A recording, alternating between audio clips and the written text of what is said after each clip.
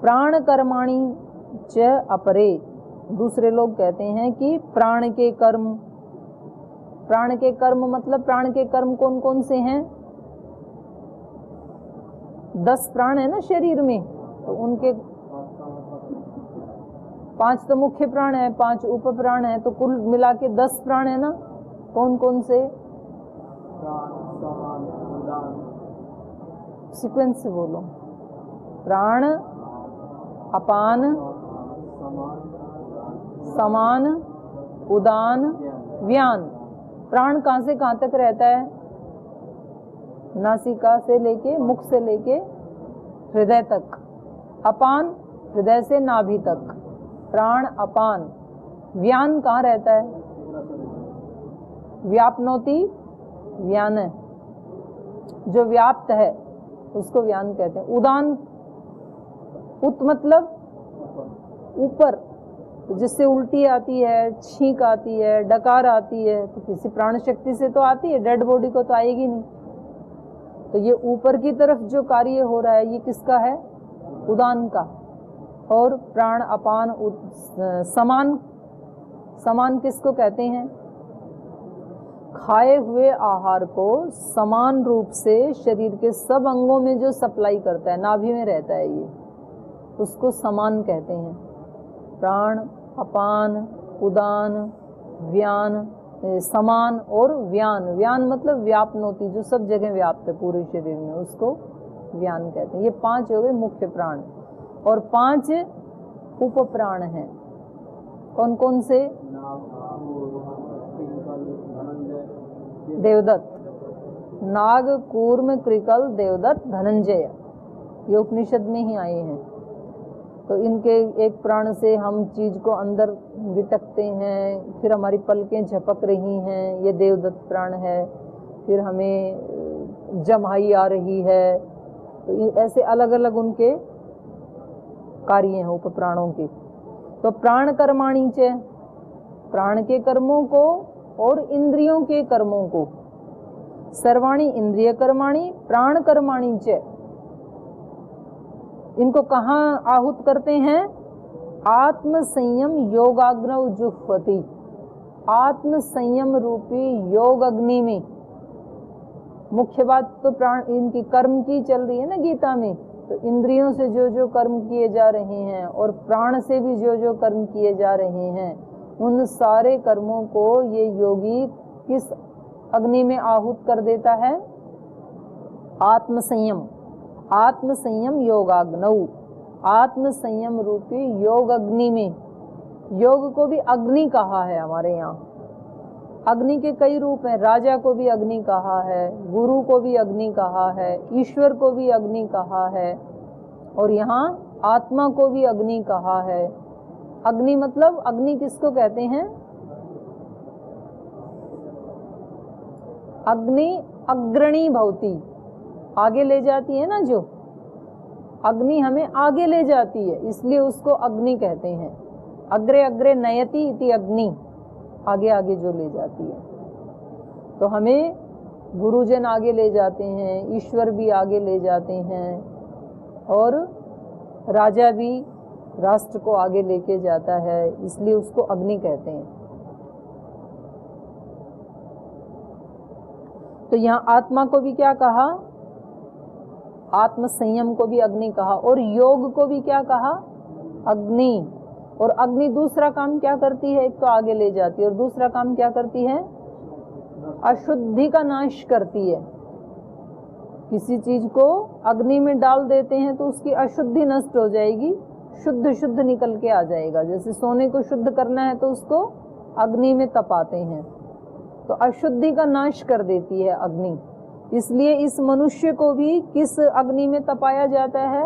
योग अग्नि में, पुरुषार्थ की अग्नि में। कहा जाता है ना अग्नि परीक्षा। अग्नि परीक्षा मतलब उन स्थितियों में से, सिचुएशन में से आपके जीवन को गुजारा जाएगा जिससे कि उन स्थितियों में जो हमारे चित्त के दोष थे, राग द्वेष आदि, अहंकार आदि, ईर्ष्या आदि, तो वो फिर उस समय नष्ट हो जाते हैं। कोई व्यक्ति जैसे बहुत अहंकारी है और उसके जीवन में कोई ऐसी आपत्ति विपत्ति आई कि उसमें से निकलते निकलते फिर वो व्यक्ति बहुत विनम्र हो जाता है। तो कहते हैं भाई ये जो परीक्षा की घड़ी आई इसके जीवन में, इस अग्नि परीक्षा में निकलने के बाद ये व्यक्ति ठीक हो गया। पहले तो ये किसी से सीधे मुंह बात ही नहीं करता था। तो अग्नि परीक्षा, और योग को भी अग्नि इसलिए कहा, योग भी क्या करता है, हमारी अशुद्धियों का नाश करता है।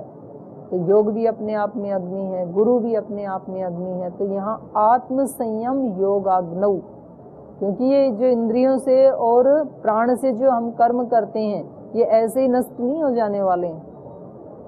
इनसे जो संस्कार बनते हैं ये ऐसे नष्ट नहीं हो जाएंगे कि हमने कोई भजन गाया, कोई मंत्र बोला, कोई प्रार्थना की और उससे ये नष्ट हो जाएंगे, बस ऐसा नहीं है। हमने कोई कथा सुनी, कोई अच्छा सा प्रवचन सुना या अच्छा सा प्रवचन दिया या कोई अच्छा सा हमने लेख पढ़ा, पुस्तक पढ़ी और हमारे दोष मिट जाएंगे, ऐसा नहीं है। कब मिटेंगे? योग की अग्नि में तप करके।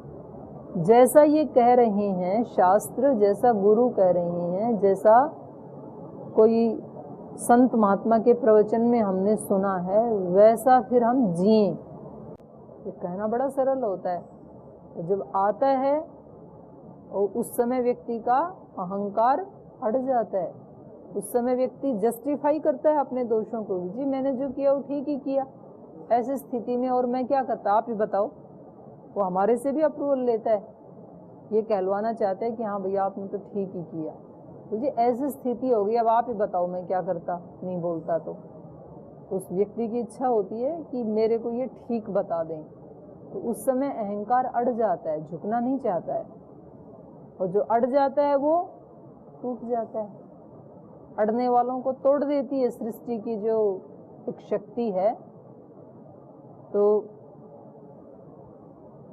गंगा जैसे समुद्र में जाती है, तो समुद्र ने एक बार गंगा से पूछा कि आप इतने वर्षों से इतना जल लेके आ रही हैं हिमालय से, और कहाँ जाती है, देखो दक्षिण में, उत्तर भारत से दक्षिण भारत में जाती हैं, तो आप इतने बड़े पत्थर अपने साथ लाती हो, इतने बड़े बड़े पेड़ों को, शिलाओं को, चट्टानों को, पता नहीं क्या क्या अपने साथ लेके आ जाती हो, पेड़ों को, लकड़ों को, लेकिन कभी भी आज तक आप बांस का पौधा, बांस का पेड़ अपने साथ नहीं लाई। बांस नहीं लाई आप कभी, बांस मतलब बैम्बू, जानते हो ना।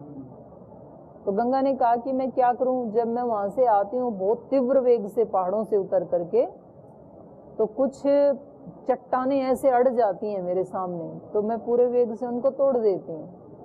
फिर कुछ वृक्ष हैं वो अड़ जाते हैं ऐसे, उनको भी मैं तोड़ देती हूँ, अपने साथ ले आती हूँ। लेकिन जैसे ही मैं वेग से आती हूँ तो जो बांस का, बैम्बू का जो पौधा है वो पूरा झुक जाता है, ऐसे जमीन में टिक जाता है, तो मैं उसको तोड़ नहीं पाती हूँ, कैसे लाऊं। झुकने वाले कभी भी टूटते नहीं हैं और अड़ने वाले कभी भी बचते नहीं हैं, उनको तोड़ ही दिया जाता है। अहंकार कभी किसी का इस धरती पे, अभी आप बात कर रहे थे रावण की, रावण से ज्यादा शक्तिशाली, उससे ज्यादा धनवान, उससे ज्यादा गुणवान, उससे ज्यादा बुद्धिमान कौन हो सकता है। और जब उसका भी अहंकार नहीं चला तो हम तो कौन से खेत की मूली हैं, कहीं अस्तित्व ही नहीं है हमारा। तो अहंकार कभी भी व्यक्ति को, अब ये बात हमने सुन ली, ये बात हमें अच्छी भी बहुत लग रही है, लेकिन हमारे जीवन में ये कब कब आती है और कब कब हम वहां फेल हो जाते हैं, ये कब पता चलेगा? ये योग में प्रतिष्ठित होने से पता चलेगा। योग के बिना ये नहीं जाएगी चीज।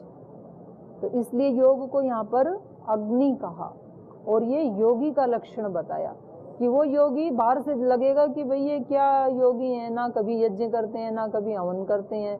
दूसरे लोग दिखेंगे कि ऐसे धर्मात्मा हैं, और ये व्यक्ति कुछ भी नहीं करता है, लेकिन वो क्या करता है, जैसे ऐसे योगी लोग होते हैं, जैसे स्वामी जी हैं, तो कोई भी व्यक्ति उनके सामने आते हैं तो कैसे करते हैं, वो झुक जाते हैं ना। कोई भी लाल कपड़े वाले आए तो भले ही उनके पास उतनी विद्या भी ना हो, भले ही उतना तप भी ना किया हो, झुक जाते हैं, वो योगी बन जाते हैं। तो हम योगी नहीं बने, इसका मतलब हमने अपने अहंकार को जलाया नहीं अभी, योग की अग्नि में झुकाया नहीं अभी। अभी अहंकार है इसलिए योगी नहीं बने। तो ये योगी के लक्षण बताए जा रहे हैं। सारे इंद्रियों के कर्मों को, सारे प्राण के कर्मों को आत्म संयम योग अग्नि में जुह्वति होम कर देता है। होम कर देता है तो फिर ये नहीं एहसान दिखाएगा कभी भी कि मैंने इतना काम किया, मैंने इतनी सेवा की, मैंने इतनी पढ़ाई की, ऐसा अहंकार कभी नहीं दिखाएगा। क्योंकि जो भी कर्म किए वो किससे किए? इंद्रियों से। जो भी कर्म किए वो प्राण से, और उन सारे कर्मों को इसने किस में डाल दिया? योग अग्नि में, आत्म संयम में डाल दिया। आत्म संयम योगाग्नौ जुह्वति ज्ञान दीपिते।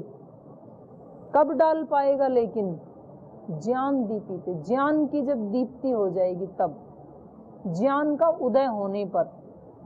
ज्ञान, इसीलिए हमारे यहाँ ज्ञान को महत्व दिया जाता है। ज्ञान का मतलब इतना ही है जो हमने पुस्तकों से पढ़ लिया, ये ज्ञान नहीं है हमारा, ये तो किसी और का ज्ञान है, इसकी तो हम चर्चा कर रहे हैं। हमारा ज्ञान कौन सा है? जो हम बिहेव करते हैं वही हमारा ज्ञान है। तो अपने अपने ज्ञान के अनुसार हम बिहेव करते हैं, तो हमारा असली ज्ञान वही है जो हमारा अपना है। तो ये व्यक्ति कब कर पाएगा ऐसा? अपने अहंकार को कब रोक पाएगा? अपने सारे कर्मों को ना किए जैसा कब कर पाएगा? जब इसको ज्ञान होगा। तो रीते ज्ञानान न मुक्ति, इसलिए वैदिक परंपरा में ज्ञान का इतना महत्व है। लेकिन केवल मात्र ज्ञान से भी नहीं होगा, फिर उस ज्ञान को अप्लाई कहाँ करना पड़ेगा? कर्म में। जैसा ज्ञान है वैसा करके दिखाना पड़ेगा, तब वो ज्ञान की पूर्णता होगी। शब्द से जानने मात्र से फिर वो अधूरा है, अभी आधा अधूरा है। सर्वाणि इंद्रिय कर्माणि प्राण कर्माणि चापरे आत्म संयम योगाग्नौ जुह्वति ज्ञान दीपिते। जो ज्ञान से प्रदीप्त हो गया ऐसा योगी ऐसा कर पाएगा।